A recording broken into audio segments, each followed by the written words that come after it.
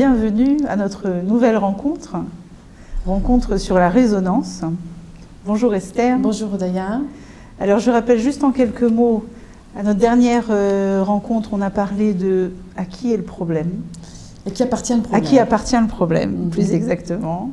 À l'enfant ou aux parents. Et combien c'était important de distinguer à qui appartenait le problème. Et combien on pouvait s'embrouiller. Et aujourd'hui, en fait, tu proposais de parler de la résonance. Alors, juste pour préciser, à qui appartient le problème, la nécessité, en fait, de savoir et de bien faire la distinction, c'est surtout de savoir après, par la suite, comment réagir. Comment réagir pour comprendre, c'est-à-dire quand on comprend à qui appartient le problème, alors on sait comment on réagit. Si ça m'appartient à moi, ça veut dire que ça appartient à qui appartient le problème, aux parents ou à l'enfant. On sait comment réagir en tant que parent vis-à-vis de l'enfant. Voilà. Donc on n'est pas là pour résoudre le problème. Voilà, on n'est pas là pour résoudre le problème. On est là pour comprendre quelle est la meilleure réaction à avoir vis-à-vis de l'enfant une fois qu'on a compris à qui est le problème. Voilà. Faire la distinction, en fait, entre les choses. D'abord, on essaye de mettre un petit peu un cadre et voilà. D'accord. Comprendre ce qui se passe. Okay. Alors aujourd'hui, ce qu'on voudrait faire, c'est voir un point important qui s'appelle la résonance. La résonance. C'est un mot qui résonne. Hein. Ouais. Oui, en fait, c'est le cas de le dire. Ça résonne. On va dire sans, pas forcément. Enfin, il y a plutôt une raison pour laquelle ça résonne. Alors, la résonance, c'est quoi? Eh bien, on va prendre le cas où l'enfant vient avec un problème, c'est-à-dire qu'il a une difficulté à l'école, il s'est disputé avec une copine, avec un ami, enfin voilà, le genre de relation, de choses qu'il peut y avoir, ou il est triste parce qu'il s'est passé quelque chose, n'importe quelle situation que l'enfant peut apporter aux parents qu'il exprime. Il l'apporte et il l'exprime. Oui, oui. Et en fait, ça résonne chez le parent, ça veut dire que ça lui réveille un souvenir, une expérience, quelque chose que lui, il a passé, et qui était en fait en général assez récurrent. Hein. Oui. L'exemple assez courant, c'est par exemple quand un enfant vient et qui se plaint qu'on l'a frappé à l'école. Les enfants, ils me frappent. Et il se plaint, et puis il prend un peu la position de l'enfant, un peu toujours qu'on va frapper, un peu battu, et lui qui ne réagit pas forcément. Alors, des fois, il y a des parents qui s'y retrouvent. Qui s'y retrouvent en tant qu'enfant, ils disent « Ah, ouais, moi aussi j'étais comme ça ». Et alors, ce qui se passe, cette résonance-là, ce fait que je me reconnais dans le problème de mon enfant. Mais là, je me reconnais de façon consciente. Je me reconnais de façon consciente. Oui, en général, le parent, il est assez conscient. C'est-à-dire que la résonance, elle est consciente. Ça résonne et puis il y a quelque chose qui monte à l'esprit. On est conscient que ça nous rappelle quelque chose. Oui, mais ce n'est pas forcément dit. On peut avoir de la résonance aussi, par exemple, je te donne un exemple. Tu vas parler d'un problème avec une copine à toi. D'accord? Tu vas lui raconter une histoire qui t'arrive, tu ne sais pas quoi faire, et tu as un problème. Elle va dire « moi aussi ». Voilà. Non, en général, elle ne va pas te dire « moi aussi ». Elle va tout de suite te dire « ah qu'est-ce que tu devrais faire ?» mais elle ne prend même pas le temps, en fait, de voir si la solution qu'elle aurait voulu peut-être faire et qu'elle n'a pas faite, ou par exemple, oui, elle va le juger en fonction de ses paramètres à elle, pas en fonction des paramètres à toi. C'est sa solution à elle par rapport à son problème à elle. Voilà. Alors comme on est dans dans la construction du parent coach, un coach, en réalité, il doit se retirer un petit peu du problème de son client. Ça veut dire que effectivement, le coach, lui, il doit avoir un regard suffisamment objectif. Se retirer, ne pas résoudre le problème. Ne pas chercher à résoudre le problème. Ne pas chercher à résoudre le problème. Ouais, ne pas chercher alors c'est quoi le rôle? Alors, c'est quoi le rôle? On ne résout pas le problème. En tout cas, pas dans un premier temps. Pas pour le moment. Pour le moment, on ne cherche pas à résoudre le problème. Effectivement, il y a un problème, mais je ne cherche pas à le résoudre. D'abord parce que c'est trop rapide. Et puis l'enfant a besoin d'abord de voir comment il est perçu, qu'est-ce qu'on va lui dire, comment les parents vont... Il peut tester aussi, comment les parents ils vont réagir, etc. Il vient raconter tout le temps des histoires qui interpellent. Et alors qu'est-ce que le parent il va faire? Tout de suite, c'est... rassurer, apporter à l'enfant une solution, etc. Mais ça n'a pas donné à l'enfant la possibilité d'abord de comprendre où est son problème, ce qu'il ressent surtout, etc., etc. Que ça reste concentré sur lui, en fait. Tu dis, il faut rester concentré sur lui, et réagir par rapport à ce que lui apporte. Voilà. Et la résonance, ça vient réveiller quelque chose chez moi. Voilà. Maintenant, chez le parent. Chez le parent. Et c'est là où ça commence à s'embrouiller. Et c'est là que ça s'embrouille. Parce que si ça résonne assez fort chez moi et que je me dis... je peux me dire moi je veux pas que mon enfant moi j'avais personne aussi pour me protéger quand j'étais petit à l'école, tout le monde me frappait, alors etc. vas-y, rends-lui. Alors vas-y, ne te laisse pas faire, et il faut que pour tu toutes les fois où moi je l'ai pas rendu par exemple.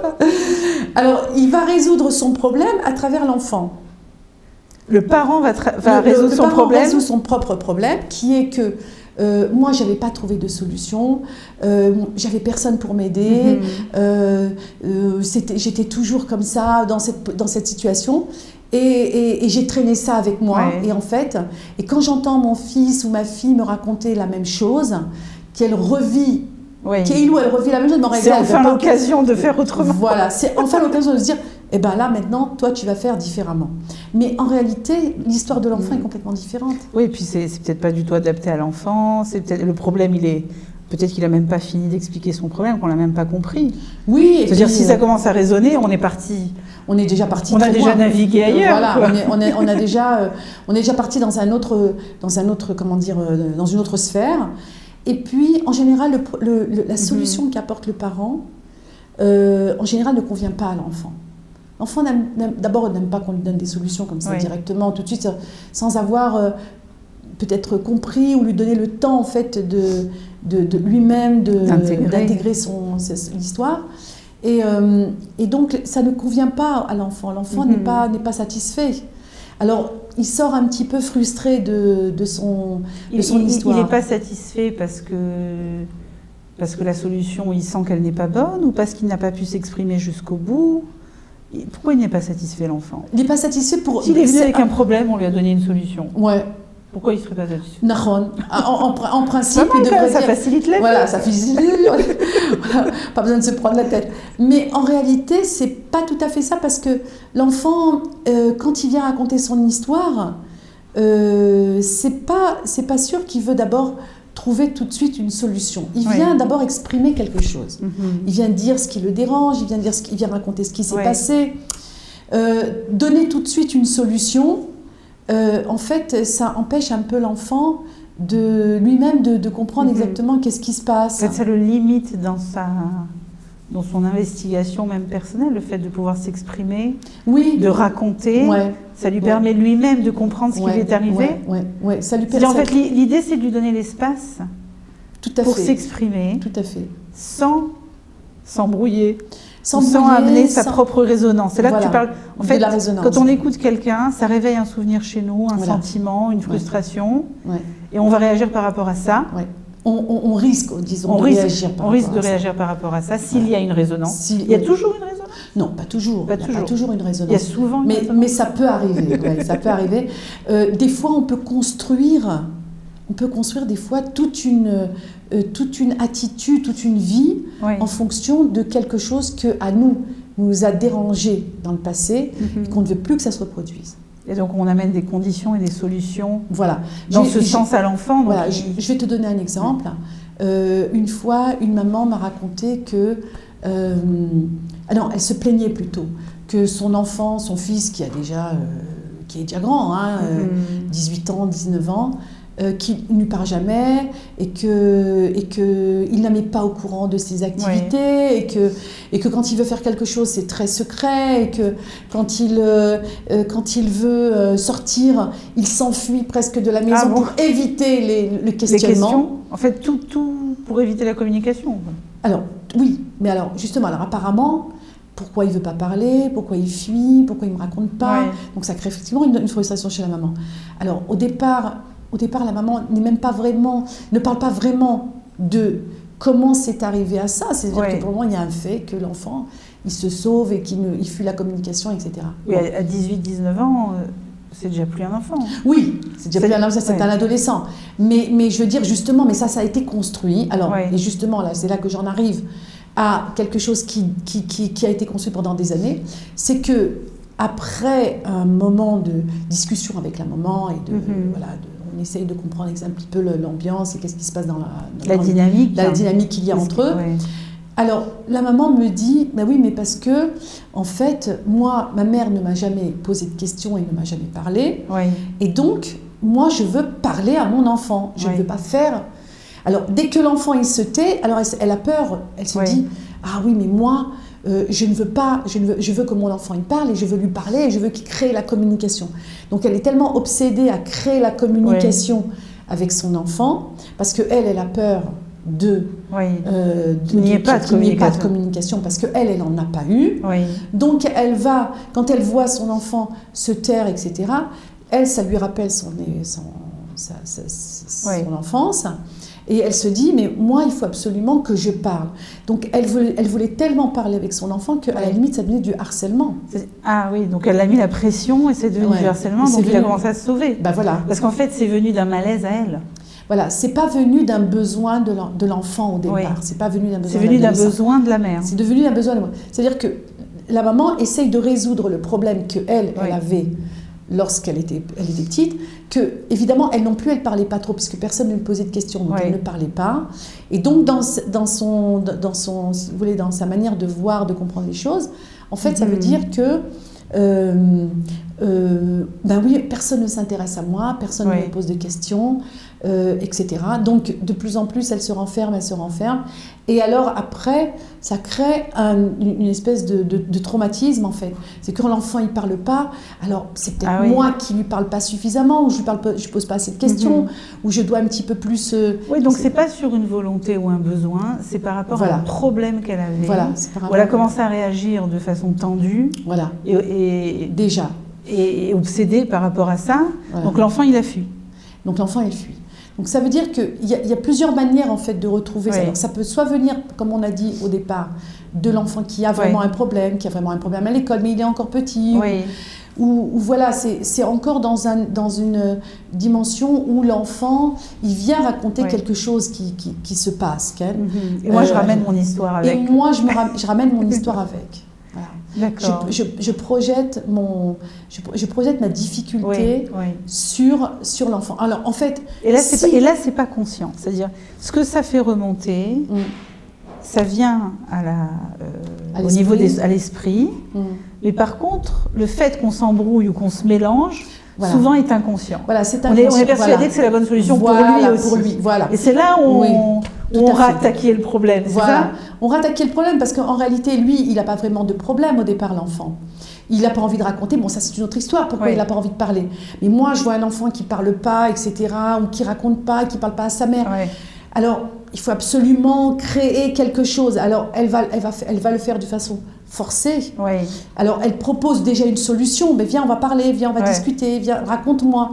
Mais l'enfant n'est pas là, il n'est pas là-bas. L'enfant ou l'adolescent, il n'est pas là-bas. Il est dans une autre problématique. Et puis au contraire, c'est-à-dire que c'était tellement devenu du harcèlement que pour lui, au contraire, c'était un moyen de se protéger, de fuir et de ne pas parler, etc. Oui, de toute façon, si ça vient d'un problème, alors l'enfant, ça ne le fait pas évoluer. Voilà, ça ne lui donne pas la place, en fait. Il sent qu'il y a quelque chose qui ne lui appartient pas. Et en réalité, voilà, donc il va... Et la mère ne répond pas non plus à son problème aussi, parce que ça ne résout pas son problème. Alors, elle a toujours le problème de la frustration, elle qu'on ne l'a pas écoutée quand elle était... Alors, tu parlais de réaction. En fait, il faut savoir à qui est le problème, ou écouter le problème de l'enfant, distinguer quand la résonance monte. Ou écouter son propre problème. Ou écouter son propre problème. Et tu parlais de savoir, en fait, c'est important de distinguer à qui est le problème. Enfin, quand la résonance elle remonte, c'est le problème qui se met entre les deux, pour savoir comment réagir. C'est-à-dire qu'on n'est pas dans la solution au problème, on est d'abord dans la réaction à la discussion. D'abord d'écouter vraiment, est-ce qu'il y a un problème ? Est-ce que moi, si vraiment je me pose la question, mon enfant ne me parle pas, il ne me parle pas, il ne me raconte rien, pour moi c'est dur, par exemple. Oui. Donc, moi, c'est à moi aussi de savoir, est-ce que c'est plus difficile pour moi ou c'est plus difficile pour lui? Oui. Est-ce que c'est vraiment lui qui est dans un problème, qui ne me parle pas parce qu'il y a peut-être un problème de confiance, peut-être qu'il ne veut pas me raconter. Pourquoi? Parce que peut-être que... Parce qu'il a peur de ma réaction. Oui, ou qu'il des a fait choses comme ça. Bon, on ne sait pas, hein, on ne peut pas trop comment dire, interpréter à l'avance. Mais en tout cas, c'est au moins de se poser la question, à qui ça appartient? Est-ce que c'est vraiment son problème ou c'est vraiment mon problème? Et alors, quelle est la réaction que tu proposes quand j'ai compris que c'est mon problème? Alors déjà, c'est important de le savoir. Ça veut dire, si je sais que par exemple, mon enfant qui est trop isolé en classe, trop à l'école, il n'a pas d'amis, il n'a pas de copains, je vois que... et puis ça me rappelle quelque chose chez moi, d'accord? Donc première des choses, c'est déjà de faire une séparation. Bon, il y a le fait que l'enfant, actuellement, il est dans cette situation. Effectivement, il faut aller voir qu'est-ce qui se passe, il faut comprendre, etc. Mais je dois essayer de me mettre à moi de côté pour ne pas trouver une solution à l'enfant par rapport à ce que moi j'ai vécu. Et alors, on arrive comme ça à se mettre de côté? Alors, soit on comment on se met de côté tout en restant avec l'enfant? Alors, c'est vrai que c'est pas évident. C'est là où ça s'embrouille, en fait. C'est-à-dire que parfois on peut le faire. On peut le faire si l'enfant, le parent est assez conscient et qu'il se dit bon, ça va, j'ai compris, ok, donc c'est pas son problème, c'est le mien. Maintenant, je vais l'écouter. Voilà, maintenant je vais l'écouter. Voilà, j'arrive à le faire. Sinon, il faut demander de l'aide. Sinon, il faut que le parent règle son problème. Et oui, il faut demander de l'aide. Pour qu'il puisse écouter le problème de l'enfant qui est dans un sujet similaire. Voilà. Ou dans un sujet qui réveille quelque chose. Donc tu dis, prendre conscience, déjà, ça peut aider pour neutraliser ce qui vient comme ça naturellement et écouter l'enfant. Ou si j'y arrive pas, alors il faut que j'aille régler mon problème pour que je puisse l'aider. Et oui. En fait, on peut pas... Tu veux dire que quand un enfant amène un problème, si ça fait résonner chez moi un problème, et que c'est un problème à régler chez moi encore, je ne peux pas régler le mien et le sien en même temps. En même temps, non. On ne peut pas faire d'une pierre deux coups. mais déjà, en général, de toute façon, ce genre de situation, de résonance, c'est quand alors soit ce sont des problèmes récurrents, soit ce sont des problèmes... c'est-à-dire que c'est pas pour des petites histoires, c'est plutôt pour des choses qui se répètent, etc. Et que là, le parent rentre dans un stress de voir une situation qui est répétitive comme ça. Ah ben là j'ai un exemple. Oui. Tu me dis si c'est ce à quoi tu fais allusion. Oui. Moi, en tant que mère, ma première fille, qui aujourd'hui a 18 ans, et quand elle était en quitté à Aleph, à 6 ans et demi, 7 ans, je me suis dit, bon, maintenant il est temps, il va falloir que je m'assoie avec elle et que je l'aide à préparer ses devoirs. Et à chaque fois que je m'asseyais avec elle, j'avais une tension, ça finissait toujours mal. Ça m'énervait, je réagissais de façon tendue. Enfin, c'était pas le calme. Elle n'arrivait pas à avancer dans ses devoirs, elle me disait, ben, c'est pas la peine, je vais me débrouiller toute seule. Voilà. Et à chaque fois, ça se passait mal. Donc, à plusieurs reprises, je me suis dit, bon, vraiment... c'est pas normal. C'est pas normal. Et puis à un moment donné, je me suis dit, j'avais essayé déjà une dizaine de fois, c'est pas possible qu'à ce point-là, quand je me lève après avoir fini cette séance qui finit toujours mal quasiment, que je sois aussi tendue et aussi énervée. Et en fait, il y a une image qui m'est revenue, si c'est la résonance, qu'en fait, moi, en tant que petite fille, c'était pas dans la culture familiale que ma mère s'assoit avec moi pour faire les révisions et les devoirs. On comptait sur nous, on savait se débrouiller, être autonome, et quelque part ça m'avait manqué. En fait, quand je m'asseyais avec elle, je me suis rendu compte que ça m'amenait à rencontrer vraiment ce manque et cette presque douleur de n'avoir jamais eu ces moments-là. Donc sur le moment, ça m'énervait trop. Voilà. Donc je devenais tendue et forcément ça se passait très mal. C'est cette résonance. C'est exactement ça. Et alors, tu vois bien que que même si tu en as un petit peu conscience, c'était quelque chose qui était quelque part dans ta tête. Ça a mis 10 séances. Ça a mis quand même du temps à surgir. C'est-à-dire qu'on n'en est pas tout de suite. Des fois, on peut dire oui, moi c'était comme ça et je ne veux pas que ça soit comme ça. Alors on le sait tout de suite. Des fois, c'est plus subtil. Des fois, ça vient vraiment comme ça. On l'entend vaguement dans notre tête, mais on ne l'a pas vraiment formulé. Quand on peut le formuler, c'est déjà pas mal aussi. Parce que déjà, je me dis, ah ben oui, c'est pour ça. Donc, voilà. Donc, c'est vrai que tu vois, tu peux faire beaucoup d'efforts à essayer d'être avec ta fille, etc. Mais finalement, il y a quelque chose qui te retient. Alors, il y a des fois, donc, où le parent, alors en fait finalement si on veut bien distinguer, des fois le parent va être trop dans l'action, ça veut dire tout de suite il va donner des solutions, moi je te dis qu'est-ce qu'il faut faire et puis il faut que tu rendes les coups et tu laisses faire. C'est jamais recommandé en fait. Oui, ça c'est jamais recommandé de toute façon. C'est-à-dire que soit je rentre directement trop dans l'action parce que je veux tout de suite que l'enfant trouve une solution et je lui donne ma solution pour ne pas qu'il arrive à ce que moi j'ai subi par exemple, soit ça m'empêche l'action. Ça veut dire, je ne peux pas m'asseoir avec elle, je ne peux pas faire ses devoirs avec elle, je ne peux pas... Et par exemple, le fait de lui donner une solution pour pas que ça continue, pourquoi c'est une mauvaise chose? C'est-à-dire lui donner une solution. Lui donner rapidement une solution et lui dire ce qu'il faut faire.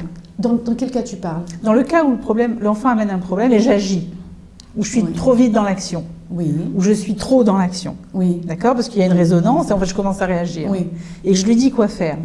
Pourquoi ce n'est pas une bonne chose? Pour lui, le laisser trouver lui sa solution? Alors, déjà parce que, encore une fois, ça veut dire, lui, il n'a pas eu le temps vraiment d'abord de voir ta réaction, de voir, de comprendre qu'est-ce qu'il ressent. Il n'y a pas eu un processus. Il n'y a pas eu de processus. Voilà, il n'y a pas eu quelque chose où il sent que, voilà, tu as entendu que, voilà, que j'ai eu cette histoire qui m'embête, tu ne sais pas comment répondre, tu ne sais pas quoi faire, et puis, voilà. Et peut-être que là, il pourra trouver lui-même sa solution, juste par l'écoute et la présence. Exactement. D'accord. Mais quand on l'aide à trouver une solution, on est déjà dans un autre stade où déjà, parce que même trouver une solution, la solution doit passer d'abord par le stade de comment est-ce que l'enfant, d'abord, on l'a bien aidé à comprendre. D'accord, déjà comprendre la situation, la problématique. Le problème. Voilà. D'accord, très bien. Donc, en quelques mots, la résonance, c'est très important de distinguer à qui est le problème. Est-ce que ça résonne chez moi? Est-ce que je commence à m'embrouiller avec le problème?